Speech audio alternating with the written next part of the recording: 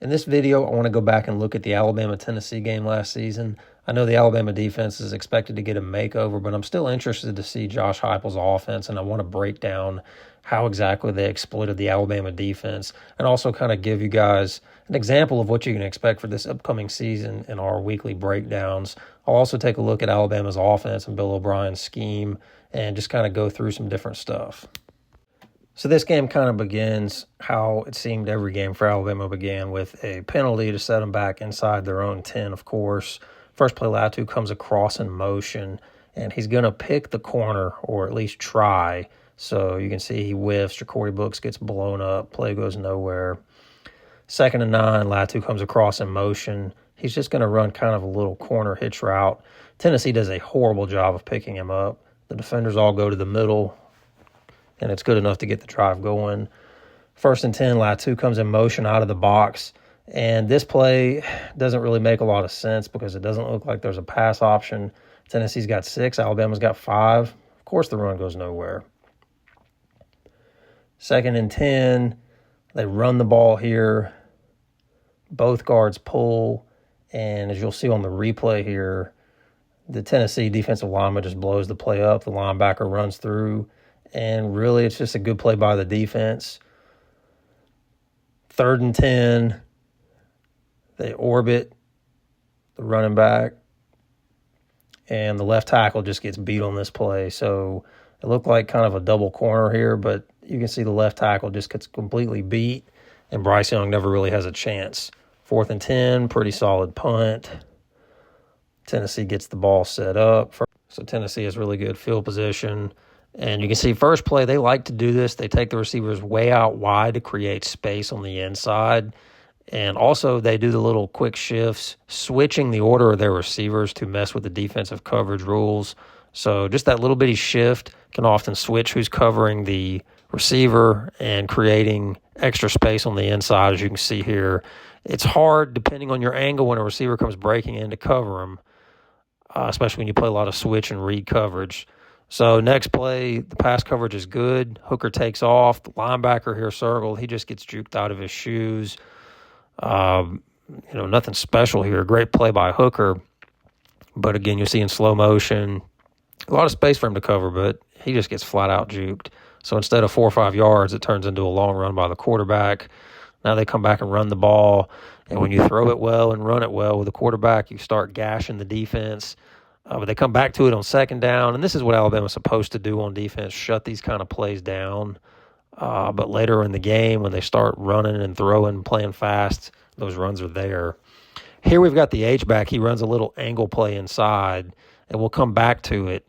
But basically, the receiver in front of him clears out the defender, and then the space is wide open in the middle, and he breaks to the middle, gets the 1st down.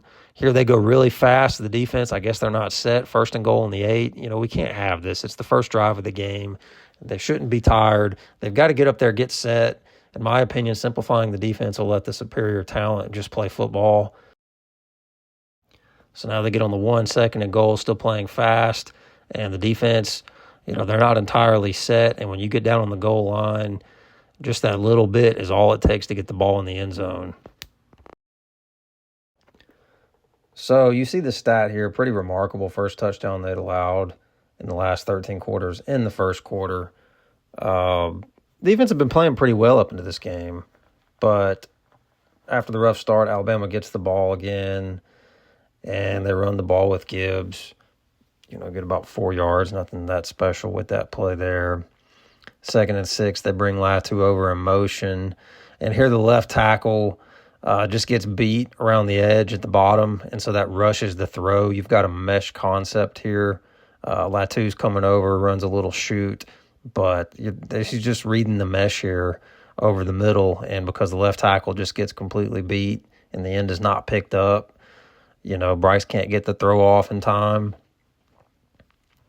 3rd and 6, Bryce does what he does best, just an amazing throw here. You've got trips right. The receivers are coming across. It's really just a crossing pattern, running to space. There's nothing really else to say, but he backs up, makes a great throw off his back foot. We come back here, nothing special about this play, just a swing pass. 2nd and 11, a little toss play with the guard pulling, gets about half of it.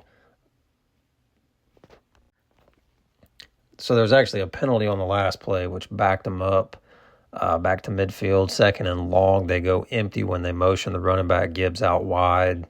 And they've got a one-on-one matchup here, and you'll see a replay. But Bond, it's very simple. He's man coverage. He gets an outside release. Quarterback throws the ball on the outside shoulder. Really good concentration, perfect throw, and perfect catch. And we featured that video in the Bond video, but good-looking play there. Now in the red zone, 1st and 10. Protection holds up. Protection's good here. Receivers, nobody's really open. I can't tell if Bryce is throwing it away or Prentice makes an amazing catch. I'm kind of leaning towards throwing the ball away, but I'm not positive. Either way, that sets up 2nd and 2 on this next play here. And there's nothing to draw here. It's just a run. And that move right there, absolutely amazing.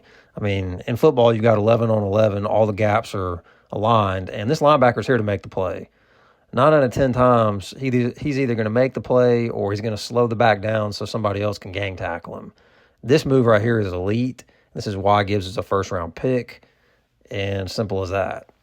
So Tennessee gets the ball back. Hooker with a really good move in the pocket to evade the pressure, and he makes a terrible throw. I mean, he's got man coverage. He just underthrows the receiver. The next play was a little quick run. 3rd and 7, the defense has a chance to get off the field, but again, they beat themselves. They can't get the substitution done right. And, this was a heavily penalized team. A lot of stuff kind of self-inflicted. So Tennessee continues the drive. And this is just a little slant throw underneath, but Tennessee does a good job of kind of creating space. You can see kind of on the replay, there's a lot of space because the other receiver kind of goes wide to occupy the corner. And Heupel likes doing this kind of stuff. And then this was the theme of the game. It should just be a 3-yard run up the middle, and they rip off 11 yards going fast. And, Tennessee did this pretty much the whole game at different parts of the game. But, I mean, what should be a 2 or 3 yard play turns into an 11-yard play. And look at the spacing here at the top of the screen. Tennessee again. It's just a post. But as you'll see from the other camera angle here, you've got 2 receivers stacked at the top. They use a little motion here to confuse the defenders. And for whatever reason, the safety comes down. There's no help over the top. It basically turns into one-on-one with the whole field at their disposal. So I skipped Alabama's next drive. They had 3 penalties that backed them up inside the 5, a drop pass, a bad snap. Nothing Tennessee did, but this is where they started their next drive. And what I don't like about this, you can already see the space at the bottom of the screen. Alabama's in cover 1, but that linebacker's spying. He's not really playing the middle of the field, which I feel like is kind of a waste because, they go right behind where he would be if he were helping in the middle of the field. So that's a lot to expect a receiver to do or a corner to do in open field like that. And then Tennessee hurries up to the line. They run it up the middle. They get 5 yards. They come back. They do it again. I mean, nothing special here. Now it's 3rd and 3, 3rd and 2. And again, Tennessee comes in with these tight splits. And, for whatever reason, the defense looks like they're not ready. They look confused here. And they just simply slip the tight end out underneath. Nobody picks him up. He runs it in. So, if you're watching this as a fan, you rightfully are disgusted.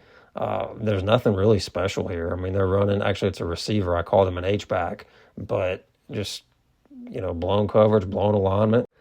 And Alabama goes down, kicks a field goal. Tennessee's got the ball back. You see Will Anderson here highlighted. And they do a really good job of blocking him one-on-one without help throughout most of this game. But this was 3rd and 10, and this is DeMarco Hellams here. They go back to the 2-high look. They had a lot more success to me out of the 2-high. He comes up, makes a great tackle. The receiver runs to space, comes away from the corner, but he saves the first down. Alabama gets the ball back. You figure they'll go down and score, except the guy on special teams thinks that Kool-Aid touches the ball, so he feels the need to go in there and pick it up, and we have a fumble. So instead of a 3-and-out, which would have changed the momentum, you see Kool-Aid clearly doesn't touch the ball. And to be honest, if that's what he thinks, that's the play you've got to make. It's just one of those fluke things. I mean, there's no other way to look at it. So very next play, they come out back in single high again. At the top of the screen, you've got the two corners or the two DBs and the two receivers. They're kind of banjo coverage, so if the receivers switch, the DBs will switch. And you can see here Will Anderson at the top highlighted again. They're handling him well. The wide receiver, look at all that space. You know, the safety's in single high deep, so he can't be everywhere. And it's just a lot of grass to cover and man coverage. You can see a better angle here. You know, I mean, when the corner's at the top of the screen like that and the receiver runs to the middle, there's not a lot you can do. It's just scheme. And they continuously ran this scheme in the first half and were not very successful. Tennessee gets it down inside the 5, a little more physical than we'd like to see. The defense get pushed around. But then they go fast, and the defense, they look a little confused. They can't get lined up. I mean, this is nothing new. Tennessee's been doing this the whole game. And we get a penalty. And to most observers, I know this game is extremely frustrating. The first half, everything about it, the penalties, the miscues, all around the board. But I wanted to go through and break this down. We know how the game ended, just to give everyone a sample of what I want the breakdowns to look like this fall. This took a lot longer than I thought to get this far in the video, but I would like to get some feedback in the comments and see what you guys think, what you like to see during the season, what you like, what you dislike about the breakdowns, and some feedback as we watch here, just to get a better idea of how we can do these videos, because this does take a good bit of time. This took about 2 hours to do this much, and we're barely into the second quarter. And not all the games need to be broken down this closely, but this was a turning point in the season for both teams. But you can see Tennessee, now they get down in the goal line, and they get in a phone booth with Alabama, and they want to run the ball right at them. And it's a little frustrating, this score right here, just watching them push their way in. It's not something we're accustomed to seeing.